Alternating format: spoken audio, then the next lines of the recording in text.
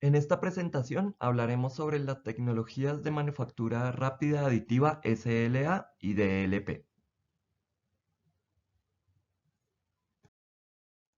Estas tecnologías se encuentran en esta categoría donde se utiliza una piscina de fotopolimerización donde se ubican las resinas. Aquí encontramos nuestras dos tecnologías en mención y también encontramos que se encuentra otra tecnología que complementa esta categoría.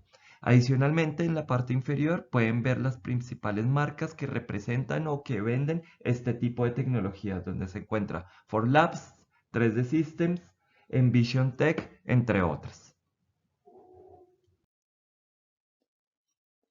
Continuamos con esta segunda tecnología, es la segunda más conocida y la que ahora está teniendo un poco más de boom en el mercado, que es la estereolitografía o SLA o DLP, Direct Light Processing. Este sistema fue patentado y desarrollado en 1987 por uno de los fabricantes que más se conoce ahorita, que es 3D System, y lo que utiliza es un líquido simplemente que se cataliza o se fotopolimeriza con una radiación de luz. En el caso del SLA tenemos una fuente láser que lo que hace es catalizar las zonas que se quiere que se solidifiquen, y en el caso del DLP lo que hacemos es proyectar un haz de luz hacia estas zonas que queremos que queden sólidas en nuestro prototipo. ¿Qué tenemos como características de esta tecnología? Tenemos una gran variedad de materiales, tenemos una buena precisión y acabados por el láser y por la luz que estamos emitiendo. En algunos casos tenemos una necesidad de post-tratamiento, hay necesidad de pasarlo por una cámara UV o limpiar su material y los residuos de material líquido que quedan. Y casi todas estas resinas que se utilizan para la fotopolimerización generan unos problemas ambientales y de seguridad en el entorno de trabajo.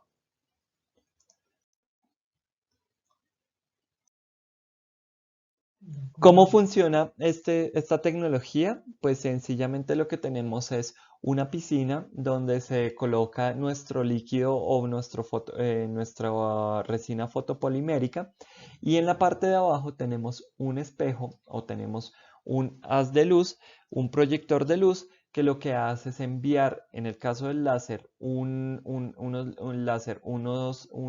luz láser que se focaliza a través de espejos para solidificar en ciertas zonas, y en el caso del DLP, un haz de luz a través de un proyector que me solidifica ciertas zonas.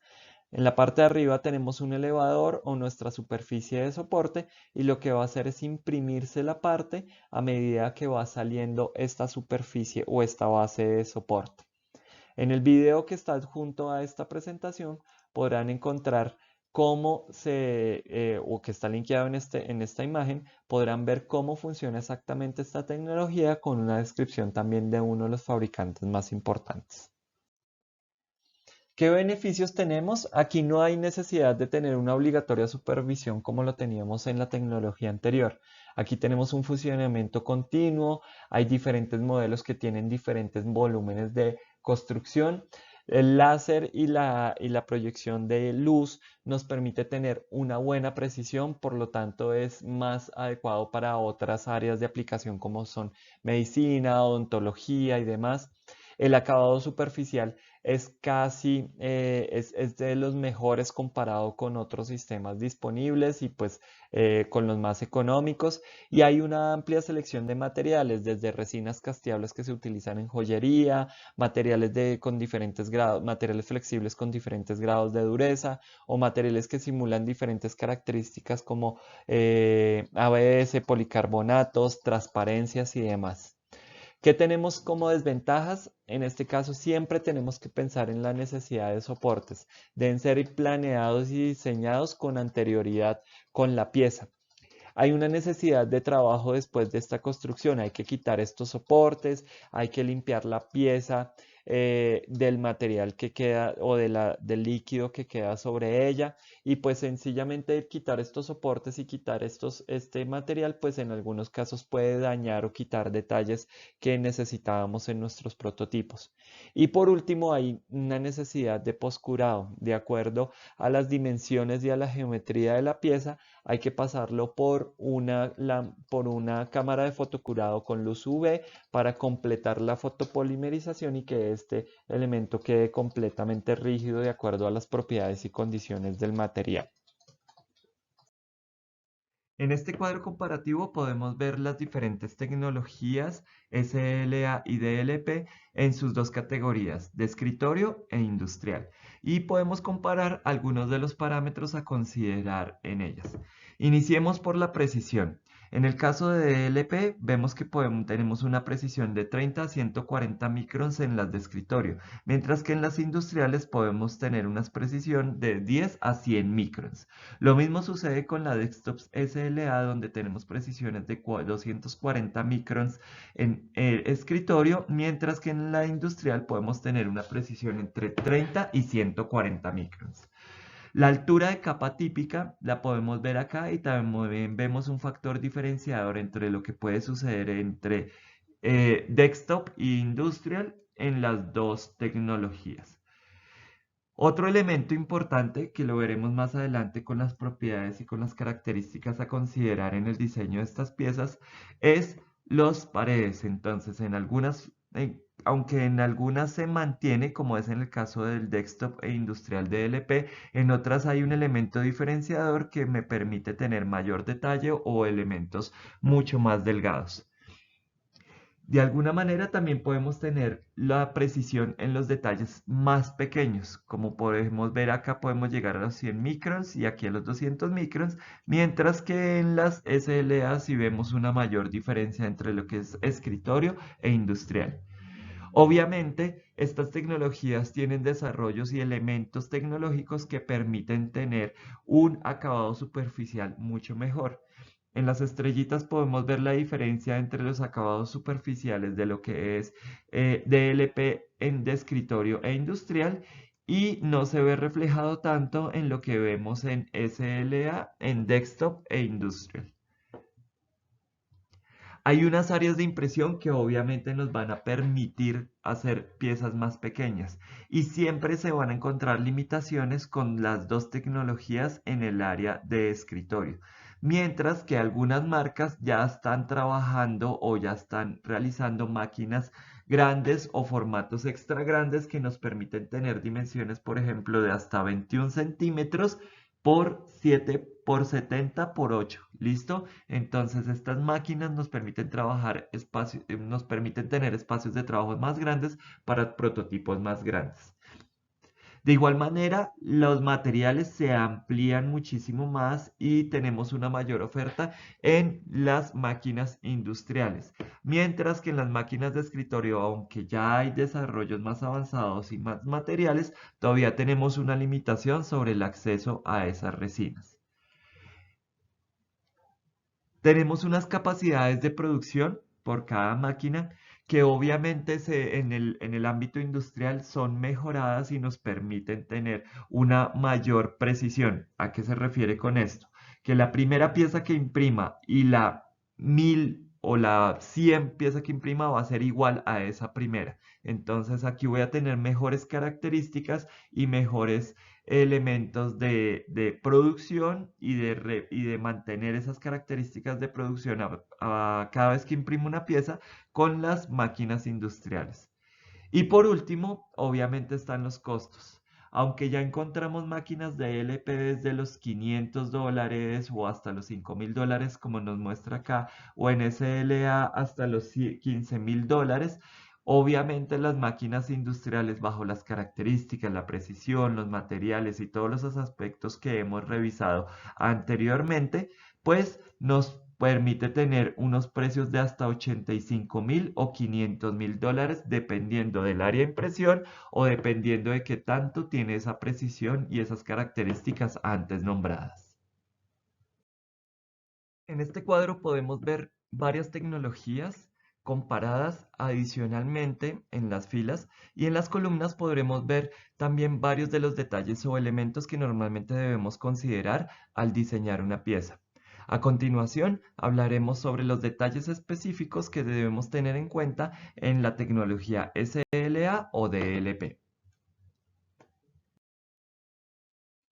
En el caso de diseñar una pieza para SLA o DLP, tenemos algo muy similar a lo que teníamos en el cuadro y son unas consideraciones respecto a algunos parámetros o algunas características como son los muros, los voladizos, los altos y bajos relieves.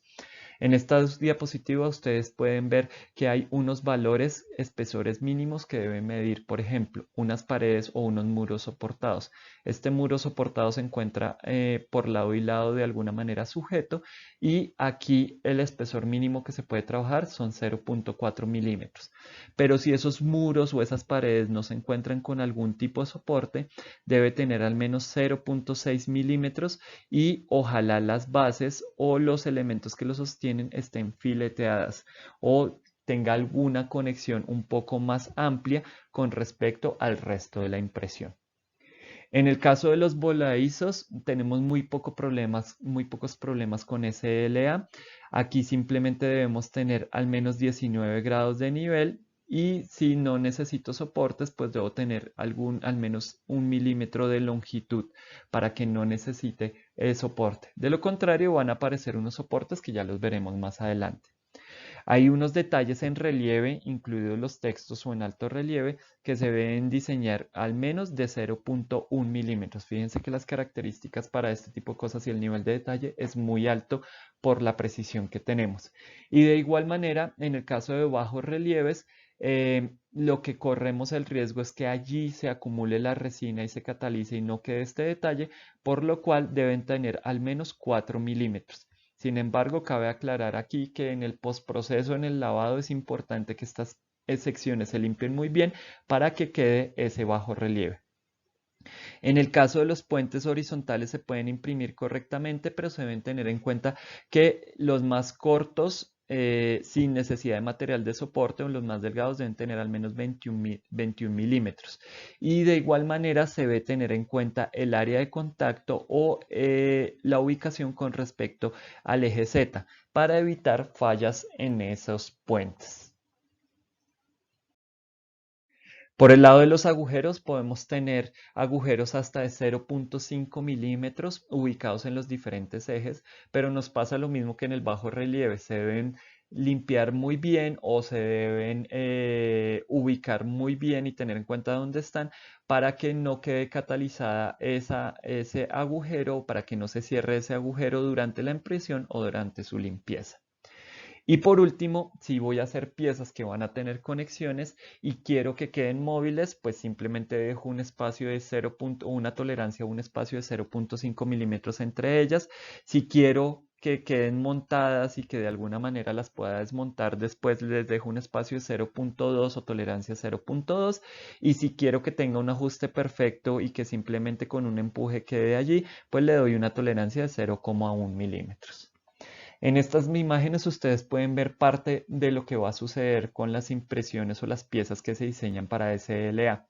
Yo puedo imprimir directamente sobre mi plataforma de impresión, pero esto va a generar mayores riesgos y mayor material de soporte en algunas zonas y puede que mi impresión no salga.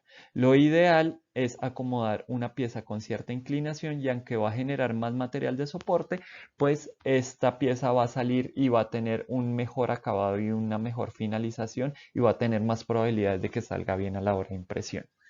Y entender el material de soporte es una de las características. Estos parámetros que se pueden controlar desde el software de la impresora, desde el software que se maneje, me van a ayudar a ubicar o a poner esa pieza con respecto a la plataforma de impresión y me va a ayudar a evitar que se generen huellas o puntos de contacto dentro de mi pieza que posteriormente si alguna huella queda pues la puedo dar acabado o la puedo lijar según el material que esté trabajando. ¿Qué es lo que pasa? Si vamos a diseñar para la tecnología, tenemos que tener en cuenta que esta tecnología también se desglosa, por ejemplo, en 3 elementos: láser, SLA, DLP y LFS, que es Low Force Stereolithography.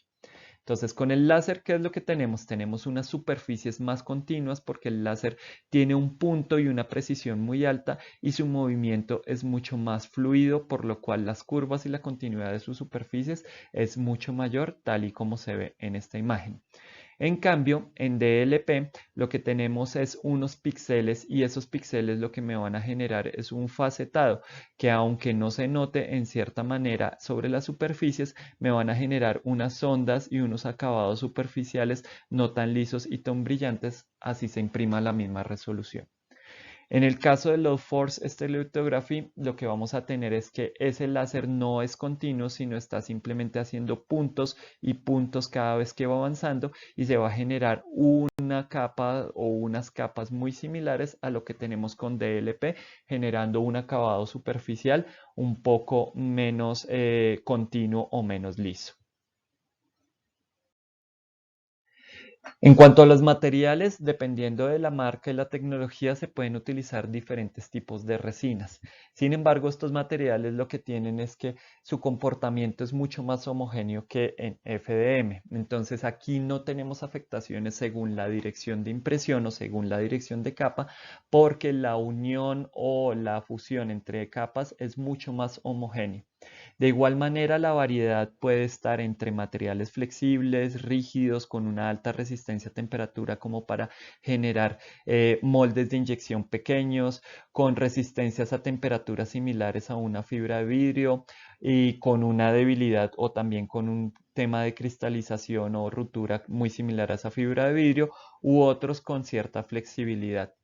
De acuerdo a las marcas de las máquinas, también se pueden encontrar diversos tipos de materiales que me van a generar otros tipos de acabados u otras representaciones en diferentes colores. Las transparencias, los elementos que se ensamblan, los detalles me pueden permitir diseñar carcasas o tener elementos con muy alta precisión o con diseños con detalles específicos y muy particulares que se pueden generar con esta tecnología.